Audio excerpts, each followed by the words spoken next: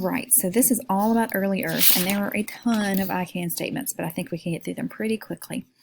So first of all, the first one is I can describe early Earth. Okay, early Earth was not nice. Okay, and I say that as a living thing that wants to stay alive. It was not conducive to being alive. It was super hot. Pretty much all the water that was there would boil right back up. Anything that condensed would boil right back into the skies. It was too hot for liquid water. The gases and other molecules on Earth were toxic. There was no oxygen, so nobody was doing any breathing. Things were constantly falling from space, meteors and things like that, so it was constantly being bombarded.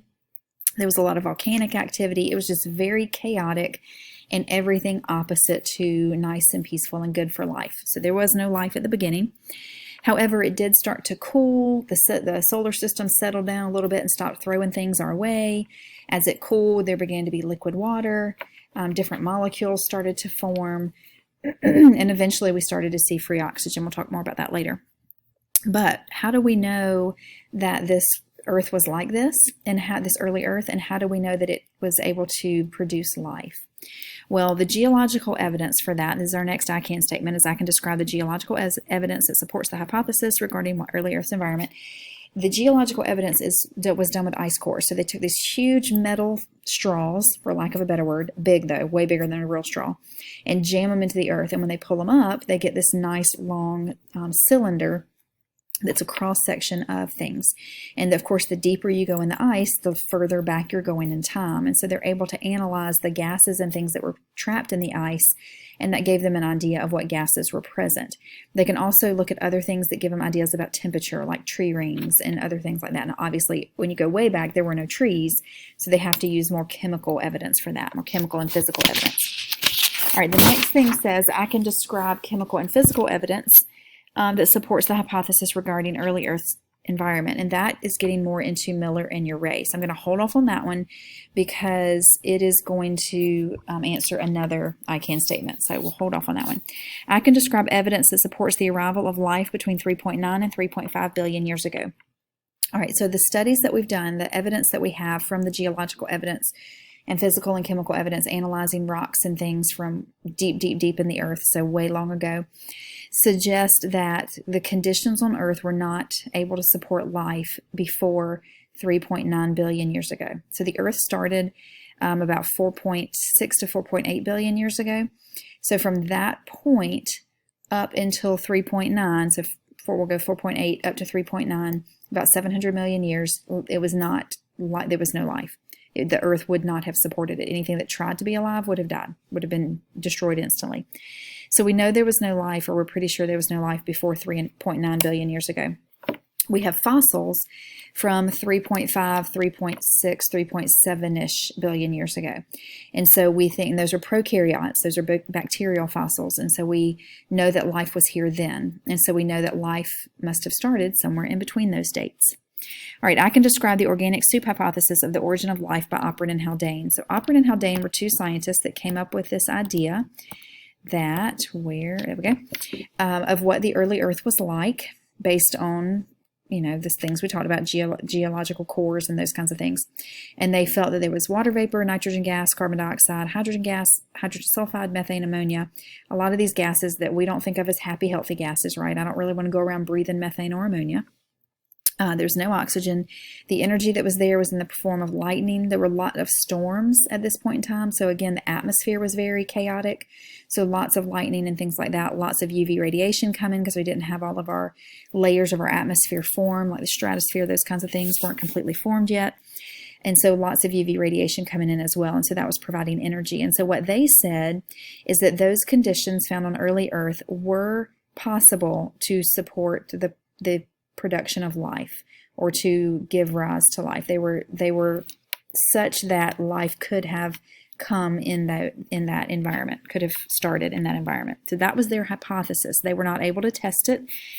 So fast forward a few years, and Miller and Urey were able to test it. So they simulated the conditions that Oparin and Haldane said existed in early Earth, simulated those in lab, shot some electricity through there in the form of what would represent lightning, and they were able to produce amino acids and some other molecules. So I shouldn't say they were able to produce, the situation that they created was able to produce. So if Oparin and Haldane's hypothesis on early Earth was correct, Miller and Urey were able to give experimental evidence supporting what they thought, that those conditions could have produced life, or could have made a situation in which life could have began. And so that is how Miller and Urey's experiments showed support for that, because they actually literally showed that yes, those conditions could have created amino acids. And it's been repeated over and over again, and every time it's repeated, amino acids are formed, other molecules are formed that are precursors to life. And so that is the experimental evidence for that. All right, the next says I can compare the organic soup hypothesis to the biogenic materials hypothesis. They are both hypotheses on how molecules came to be, that molecules that are precursors to life. So things like amino acids and monosaccharides and nucleotides and things like that. So they both suggest or provide a theory or hypothesis, I should say, an educated hypothesis on how those molecules could have formed. The contrasting, the next one says I can contrast them. The organic soup says that it happened in a liquid, and the biogenic materials says that it happened on some sort of surface that's not liquid, probably something like clay, which has electrostatic properties, which has charges. In other words, the molecules that make up clay, the atoms that make up clay, are generally in ion form, and so they have charge. They are positively or negatively charged. So that's how they're different. Organic soup, liquid; biogenic material, not liquid. I can give support for the organic soup hypothesis. Well, Miller and Urey's experiment would be that support. I can give support for biogenic materials. I don't have the scientists who actually did the experiments, but there have been experiments done with this to show that this could have produced amino acids and things of that nature. Other, again, molecules that come together to make bigger molecules that would eventually have been necessary for life. All right, I can explain the progression from inorganic molecules to cells. So the thought is the inorganic precursors join together, either through that lightning charge or the electrostatic charge on the clay, to form organic molecules, which eventually formed monomers, like amino acids, nucleotides, glycerol and fatty acids, monosaccharides, those things. Those then join together to form the polymers, the macromolecules, and that would have been catalyzed by more energy.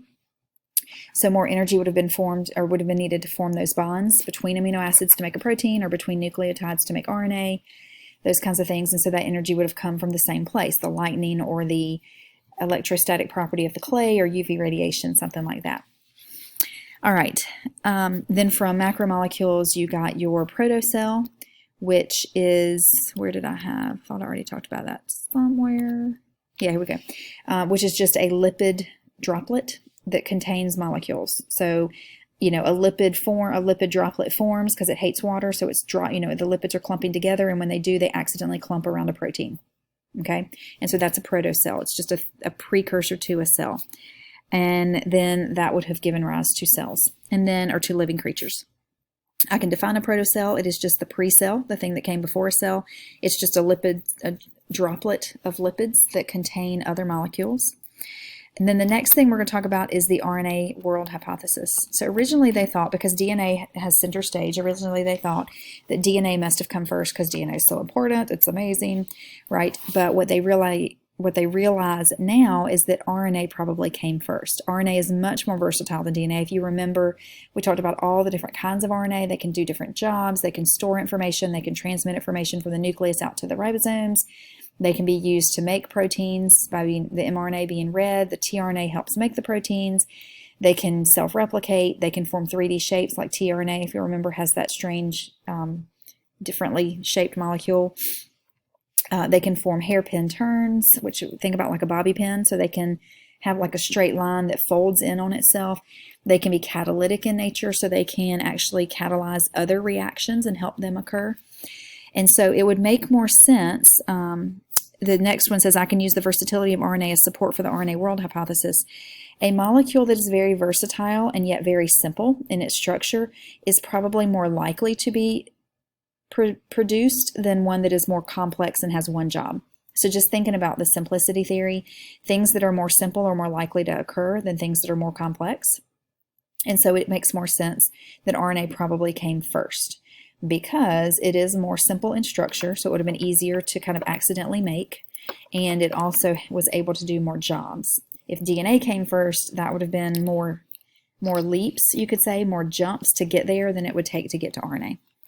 All right, I can explain why the origin of life hypotheses have changed over time. Well, anytime you get a new data, you refine your hypothesis. So you do an experiment, your hypothesis is rejected, you use the information you gain from that experiment to write a new hypothesis.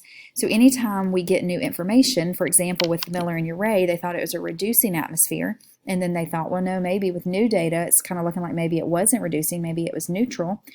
Then you can say, okay, well, now we just refine that. So we refine our hypothesis that maybe it was produced in a neutral atmosphere, and you retest it. So scientists did. They redid the Miller and Urey experiment with a neutral atmosphere and were able to show that it still was able to produce those molecules. Okay, so that's why anytime you get new data, you do have to refine your hypotheses.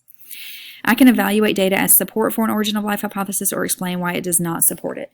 This is not something I can really talk you through because you would need that data. But let's say somebody brings you a piece of data that says, oh, by the way, the molecule or the atmosphere for early Earth was actually oxidizing. It wasn't reducing, nor was it neutral. Well, does that support what we already know? No, it doesn't. So what would you do? You would say it does not support it, but then you would develop experiments to test it in that oxidizing atmosphere and see if that would work. Okay. And so that's what you would do. You'd be able to take data. AP loves to do this on their exam. Give you a piece of data and say, does it support the hypothesis that you came up with in part A or that we gave you in the problem, or does it not support it? And so just being able to evaluate data and tell if it supports or not is crucial to your, I shouldn't say it's crucial. It may or may not be on the AP exam, but it is something they do like to test. It's not going to be a lot of points. It might be one multiple choice, which is 1 point, or it's like 1.02 points or something like that. Or it might be one part of a free response and therefore only 1 point. So if you struggle with that, don't worry, but just know that that's something that could very well show up. I can provide support for the concept that a common ancestor, let's get down to, there it is. There is a common ancestor for all life. There are certain things that every living organism has. There are stretches of our DNA that are the same, whether you are an E. coli bacteria or you are a human, the most complex organism on Earth. So why do we have the same DNA? Probably not accidental. Probably because somewhere back in the day we came from the same ancestor who gave us that DNA. Other things that we have in common, we all have proteins, carbs, lipids, nucleic acids. We all have cell membranes made of phospholipids. We all have different, ribosomes. Now, ribosomes are different in prokaryotes and eukaryotes, but there are some parts of them that are the same. We all have rRNA, tRNA, and mRNA. All of these things that we have suggest that we have a common ancestor. All of the things we have in common. However, so that's the unity portion. The other is I can explain why there is such diversity in life forms. The other thing evolution says is that organisms that cannot adapt to their environment don't survive. And so that adaptability is super important. And that is a result of evolution. It also is the reason there is so much diversity in life forms. So if you look at a carrot, right, a plant that is a carrot, and you look at a anglerfish, so the fish that dangles the little light in front of its face, and you look at a, mushroom, and then you look at a chihuahua, right, all very different creatures, but the reason they're different is because they have some different DNA. So even though we have the unity portion where we have some DNA that's the same, we also have a ton of DNA that's different because those mutations that have occurred over time have allowed us to adapt to our environment and survive. And so evolution points to the unity. It shows how due to evolution there is unity because we all came from a common ancestor, but also because of evolution there's a lot of diversity because it is how we can survive in changing environments. And that's it. So that's a lot of stuff for early Earth. There's a lot of I can statements. So I hope that helps. And if you have any questions, let me know.